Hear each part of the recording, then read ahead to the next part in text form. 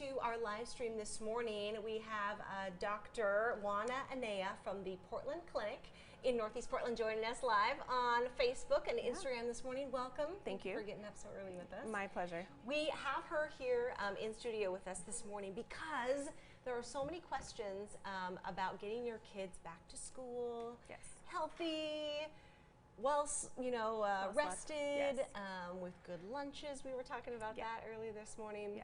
So, Dr. Enea, let's talk about sleep schedule, first of all. I mean, a lot of kids just starting school this week, more kids starting after the Labor Day holiday next week.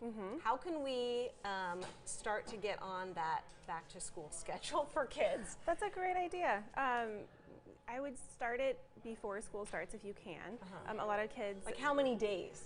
A week before? Probably a week. Probably a week. Okay. A week is probably just fine. Okay. A lot of kids have a little bit of a different schedule over the summer. We let them sleep, fall asleep later because it's lighter later. Yeah, exactly. But if you think about it, like an elementary school child, even a middle school child, they still need about 10 hours of sleep at night. 10 hours. Yeah, okay. yeah. And so I would just think about when they need to get up, and then kind of have that be your marker for when to fall asleep at night. Okay, so count just 10 hours back from the alarm clock. And some kids are early wakers and they're awake at 6 no matter what. And so then you need to go back and be like, okay, that's 8 o'clock, right? They need to start, some kids, they can wake up 5 minutes before they have to leave. And so it's a little different. And then for teenagers, high schoolers, they still need about 8 to 10 hours. And so a lot of teenagers that I've been talking to recently, they've been staying up until 2 in the morning. And so 2 in the morning? Oh yeah. I mean, just gaming and on their phone and, just not very healthy habits to bring into the school year also. Right. And so I kind of recommend them like very slowly starting to move their bedtime back. It won't happen if you've been, used to falling asleep at 2 in the morning. You're not going to be able to fall asleep at 10 the next night. It's not going to result in very good schoolwork. Hey, if you guys, as we're on this live stream, if you guys have any questions, type them in for us and we can directly, this is your chance to ask a pediatrician anything, about kind of back to fall, back to school, screen time, healthy kids, even how to dress your kids. Kind of, we just had the question this morning of like our uniforms, even some public schools are considering uniforms just so there's not that much pressure to decide kind of what to wear. Okay, so we've been starting off talking about sleep schedule, and kids need about 10 hours of sleep if they're middle school or younger, high school kids, older kids, about 8 to 10 hours. Yeah. What is worse? And I think we had this question the other day. Is it like screen time? Is it late dinner? What is kind of the biggest problem for falling asleep? Like the impediment for getting to that point. I think it is screens. Screens. Yeah, just because they're so ubiquitous. They're everywhere. Sometimes we just have the TV still on, just kind of, even though nobody's watching it. Younger and younger kids are getting smartphones where they can have social media and look stuff up on the internet. And so I think if I were going to pick, it would be screen time. And they do recommend no screen time for at least an hour, if not 2, before bed. Before bed. Right. And that's literally because of your eyes, right? Yes. Yeah, it'll kind of change the way that you can sleep. It'll give you a healthier sleep if you limit that right before bed.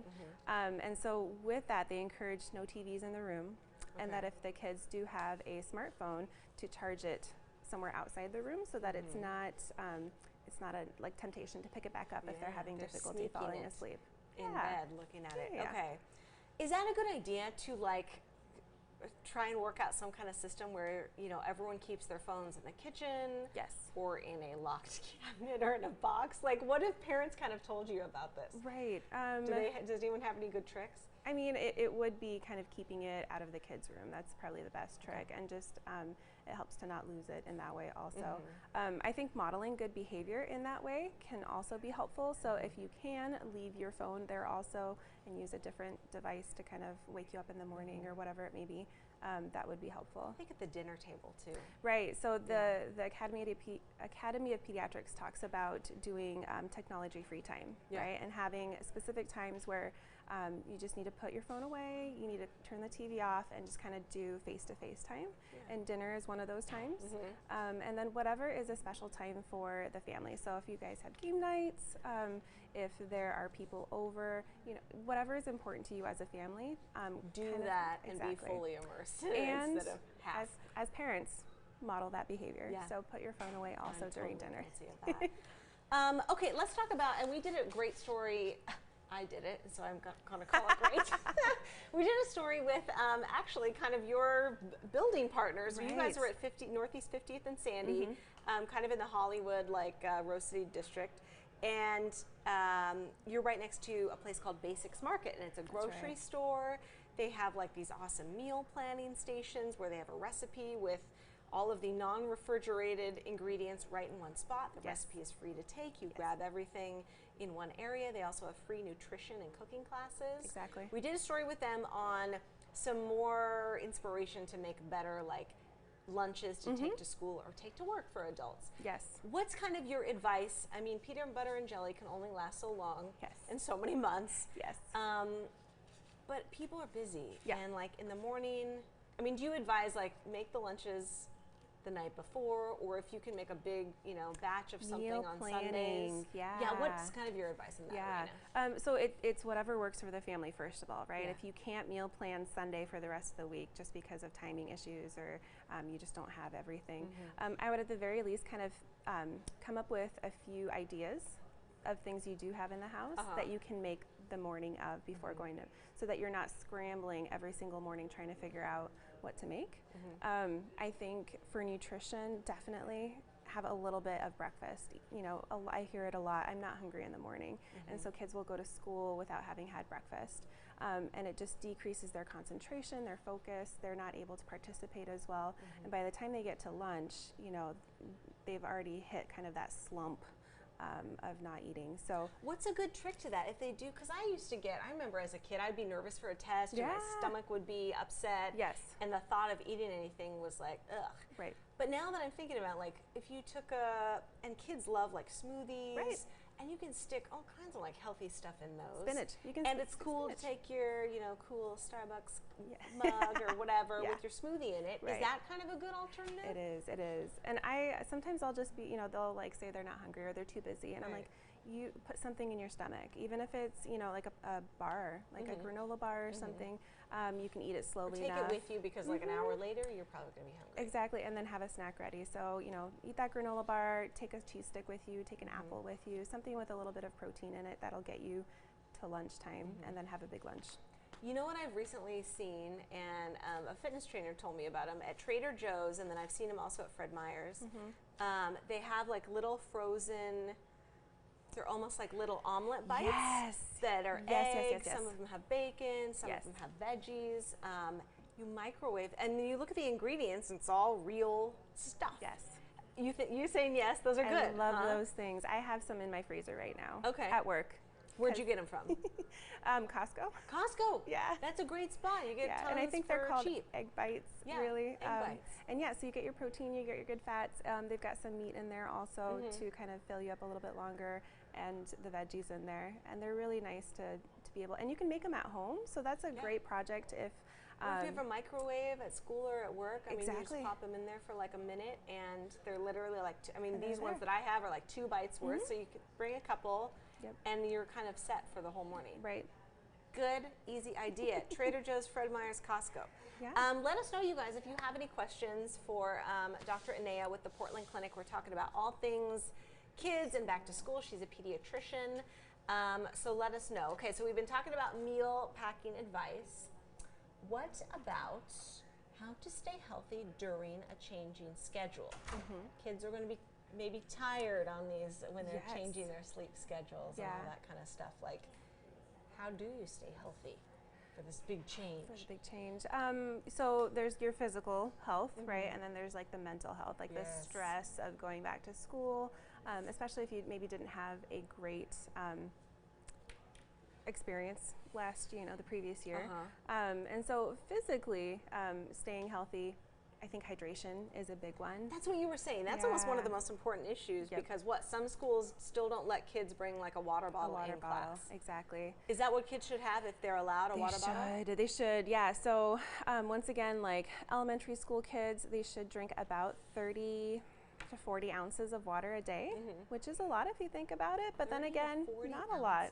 I mean, you know, your disposable water bottles that you just, you know, toss, which I don't recommend. Maybe getting a refillable one is better for the environment, but 2 of those a day is that's it. Yeah, and so I tell kids, you know, drink one of those before school ends, even if you have to like down it right before school ends, and then refill it and drink another full bottle before bed. You're at home. Right, and so then for older kids, middle school, high school kids, it'll go up to about 50 to 60 ounces a day. And if kids are playing sports, that's going to help them more, or if it's hot outside like it is, I mean, that's just your base. So if anything that you're doing that is you're sweating or you're being very active, I would recommend that you drink more on top of that. Okay. Yeah. What about the little guys, the little kids? Heading to kindergarten, preschool, first grade for the first time. Yes. I mean, I bet, do parents kind of ask you like, oh, they're nervous, the kid is nervous, drop off is scary. What's like some good kind of emotional support to give the little ones before they kind of venture off into this? I get a lot of questions, is my kid ready, right? And they actually have kindergarten check sheet readiness. You can go over it with your own child and be like, are you ready? Do you know your letters? Do you know your numbers? But there's also that emotional readiness, right? We talked a little bit about the stress right before school starts.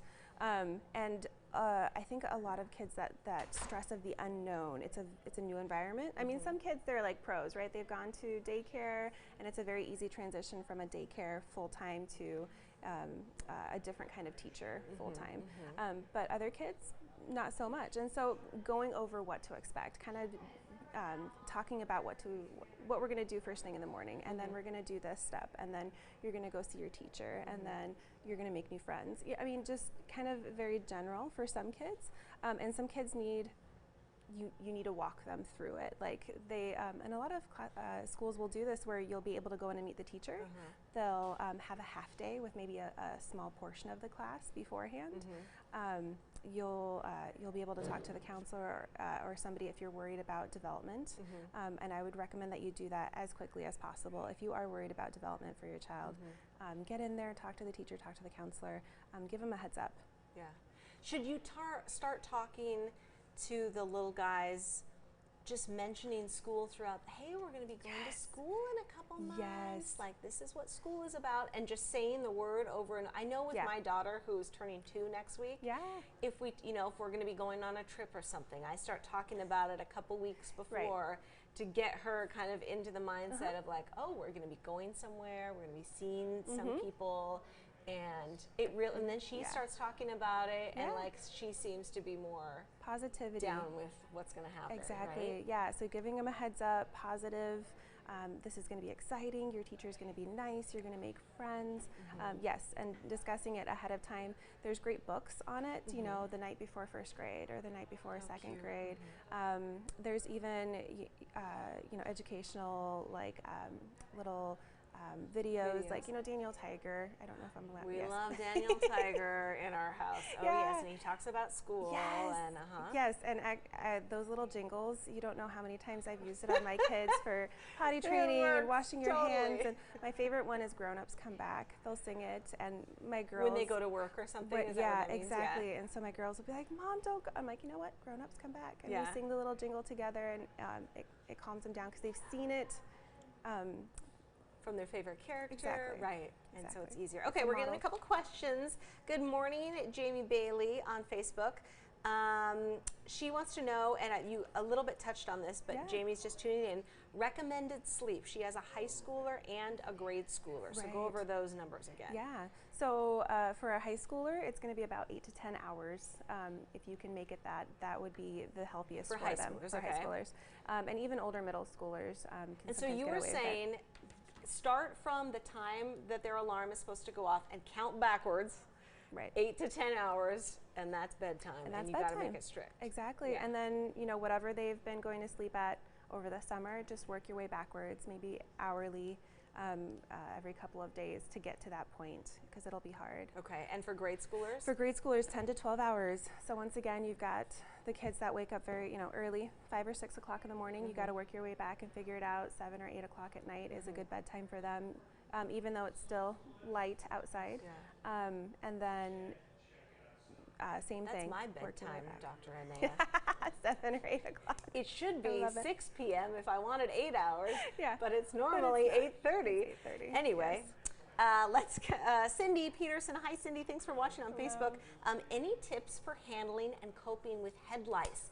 This is a huge one. I remember the little checks, Yes. periodically through the school year when I was in school. Okay, so how do you deal with that before school starts? Before school starts. I mean, just talk it through.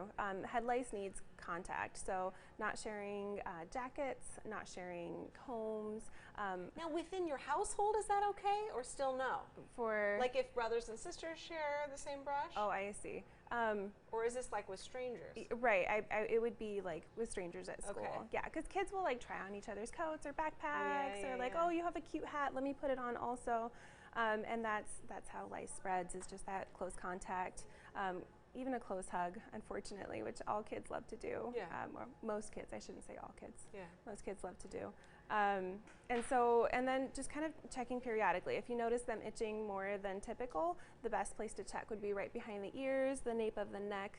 Lice loves warm environments that are kind of covered. I remember at school they were always like right at the top of the head, but that's not. You will see it up there too. Okay. But whenever, But behind the ear, behind you the say, ears, and almost base of the nape of the neck, exactly. Is it obvious when you look? So if you have dandruff, it'll be hard to figure out. Okay. But if the little white spot moves, like you can like pull it off very easily, it's just dandruff. If it stays on there when you tug, that's probably lice. What do you do then? Special shampoo? Do you go to the doctor? Yeah. What happens? I mean, there's over-the-counter medications that you can do. There's a lot of over-the-counter medications. But is that like a call you up immediately, or not necessarily? Yeah, no. So while they're annoying, they're not typically health impacting unless it gets really bad.